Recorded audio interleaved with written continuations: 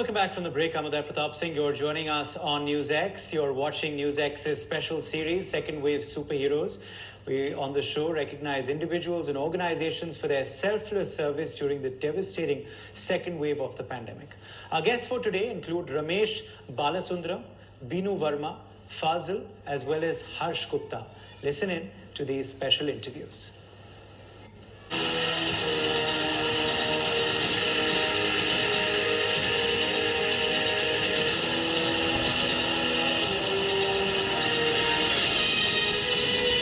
During the second phase lockdown in Chennai, there was a sudden increase in demand for home-style food meals as many people were either infected with COVID and isolating or were elderly citizens unable to get their regular help. Chennai Tricolor Initiative, along with Chennai Volunteer Task Force, decided to create a directory of verified food suppliers that can be filtered based on location to ensure that citizens were able to quickly reach a provider. We have not only helped COVID patients but also ambulance drivers, daily wage earners, and transgenders. Newsix proudly recognizes second wave superhero Fazil Badrudeen. Hello and welcome. You're watching News X and I'm Fiza Jain. Today on Second Wave Superheroes, we have with us Mr. Fazil, who is the leader of one of the COVID community kitchen in Chennai. Welcome, sir. Hi, thank you so much for having me. So, my first question to you is what led to the idea of this COVID community kitchen in Chennai? Right. So, the entire idea behind the COVID community kitchen started off from the Chennai volunteers team that was coordinated by the Chennai Tricolor Initiative. The initial stages of the second wave, we understood that a lot of people were isolating at home as compared to the first wave, and many of them were isolating as complete family. Fatigue drove them down, and they were unable to cook and eat. So we came up with two meal plans, or basically a directory for folks who are serving meals to such families, and also a directory of donors who want to sponsor food for these folks who are unaffordable, basically the drivers of people who are affected and people for whom the meals were not available. So this was how it started at the early stages. And we knew that at some point of time, the volume would become too high for us to cater and the need of a community kitchen would be required. So we had always prepped with a couple of our partners to ensure that if and when the need arises, we are able to cater to large volumes of food as well. Okay, so how has your journey been till now?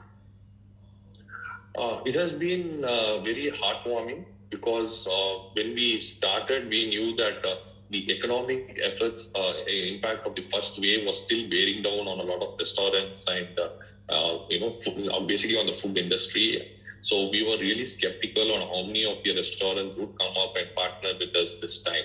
However, to great joy, many of the restaurants said that we will stand for it and we will help you out this time as well, and we will donate meals. So what started off with a small donation of 50 meals per day slowly ramped up to about 300, 400 meals per time, so for lunch and for dinner.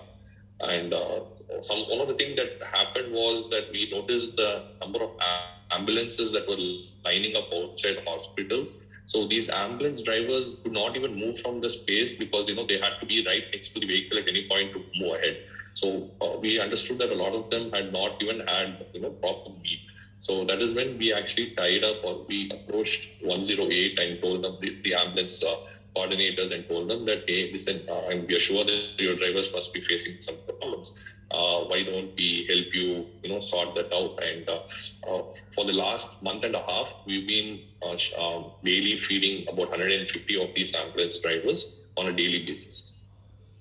Okay, so it was a very tedious task, and with such a huge wave and people isolating at home, did it really take an emotional toll on you?